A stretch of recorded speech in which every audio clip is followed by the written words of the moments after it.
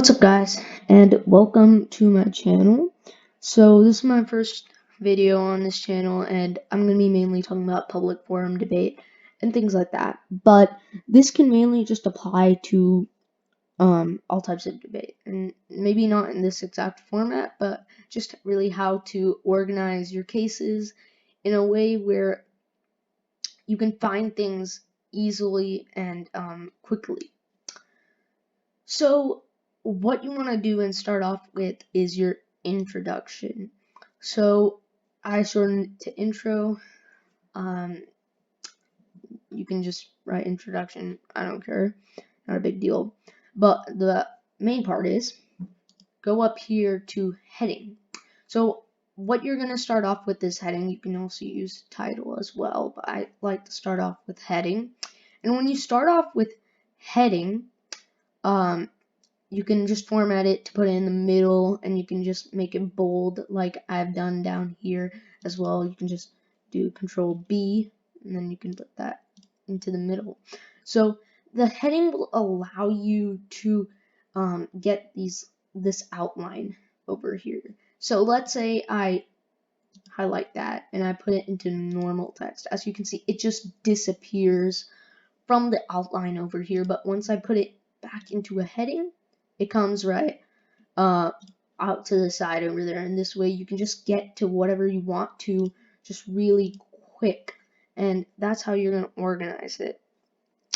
So the next thing you want to do is your resolution, your topic. Now, heading more into once you start getting more experienced, people are not going to ask you to say your resolution or stuff like that. You're not going to have your resolution in your case, and this is going to be a huge time saver. But when you're a beginner, and I only have about a year in experience, maybe not a year, but I still have enough experience to tell you how to do this. But how you're gonna start it off, you need your resolution, because sometimes you end up coming with parent judges or stuff, and they're like, I don't even know what you're talking about. I don't know what you're debating about. So that's why you need to say your resolution at the beginning. And also going back to your formatting, as you can see, this is in heading 2, and you can only get it, and when I put it in heading 2, it goes right below intro.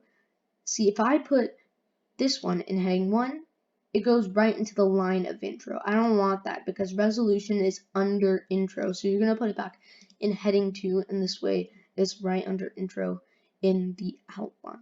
So next is definitions.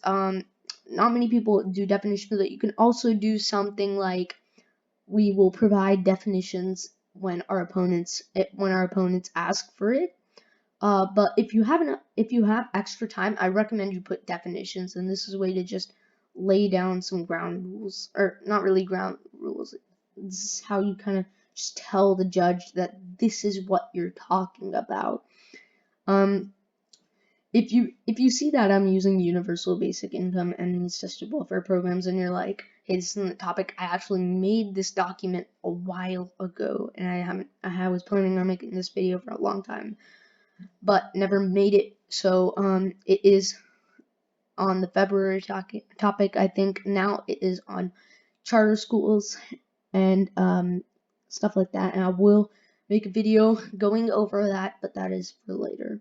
So next thing is, I just put in my definitions, and I didn't put any headings on this, but I would recommend you just put these on heading 3, because this just makes it go underneath the definitions, and this way you can just get to that.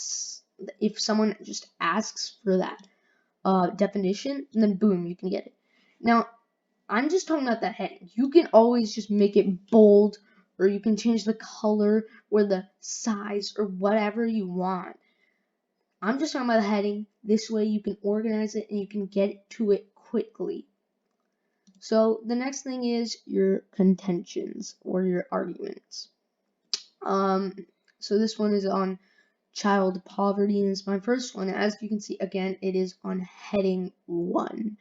And next you have your inherency and uniqueness. This is just based on whether you're doing affirmative or negative. Of course, inherency is for affirmative, and negative is uniqueness. If you do any other debate than public forum, you might get a little confused, so don't really listen to these specific ones. You might want to watch some other video on this, but this is just mainly for your understanding on how to format and stuff like that. So you're going to put your inherency and uniqueness, and as you can see, once again, that is on heading 2, just like definitions and resolutions, but I put them in bold. So basically, I, of course, did not write anything inside it. It's not like I was going to write a whole case. Maybe I'll make another video on that later on, but this is just for your own reference. Next is harms / external link. Now don't take them as the same thing. I'm just putting them there as those are the format it should be in. None of these things are the same thing. Inherency is what is wrong in the status quo, and then uniqueness is basically what is the problem in the affirmative, and how can we fix that. And so don't take them as the same thing. They're different, and I'm just putting them next to each other because that is the area they would go. So once again, of course, heading 2, and then the same for the solvency / internal link, heading 2, and then impact is universal. Next, onto the contention 2 is basically just like the first contention. That's how it's going to be formatted, unless you have just one contention. That's how you're gonna format it every single time. And trust me, this is gonna help out a lot in the future, because literally, I'm sorry. This is on heading 1. You have to put that in normal text.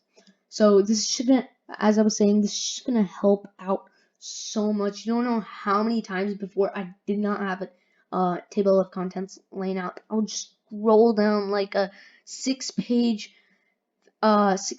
thing, just looking through, trying to find the specific card or something like that the opponent was asking for, and I just can't find it. And this is just gonna help out so much. Just trust me, format it. It's not gonna take too much time.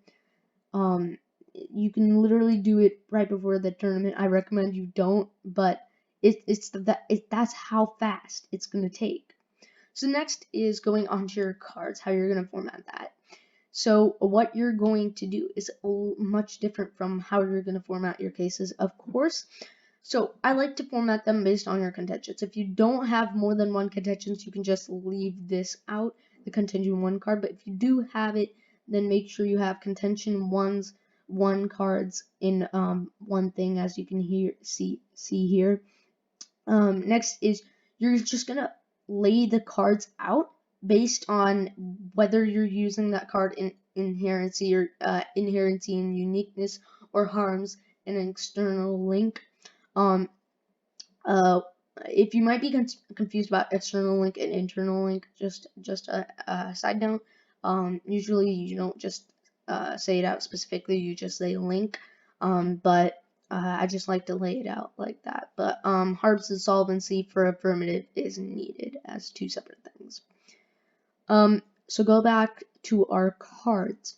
So this is how you're gonna lay it out, based on inherency or uniqueness or whatever you want, whatever out of these 4 or these 3, based on what you're doing, you're gonna have.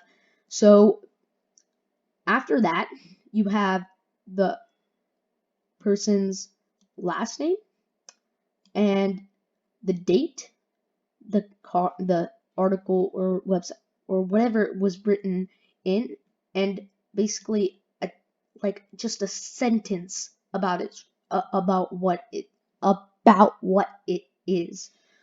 And this will just make it easier to find your cards, because I mean, it just says your author. If you just put author, it's not gonna help.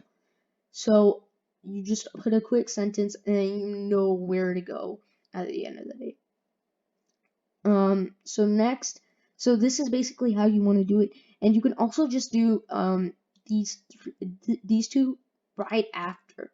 right after, and this way you got the sentence first and you have a little bit more space for the sentence. I just like to put the card first. This way it's much easier for me to see both. I can kind of see both of the sentence and then both of the card, because if I put it switched, then I can literally just only see the sentence. That's how it is.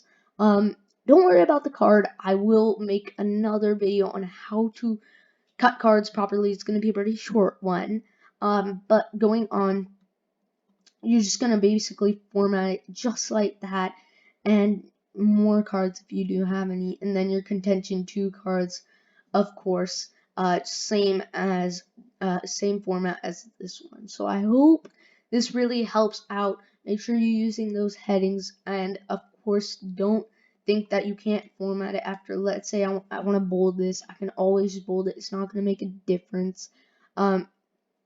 It's still going to be heading 2.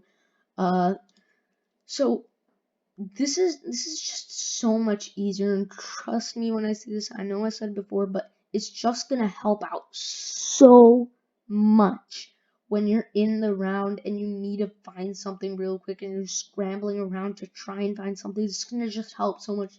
This little outline on the side, you're just gonna be able to click and boom, you're there. You can just read off if your opponents want you to read something, you can just click, boom, you got it.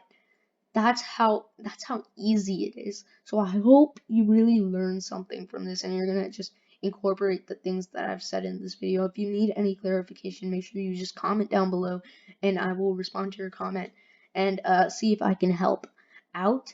But without further ado, I think we can close out this video. Thank you guys for watching.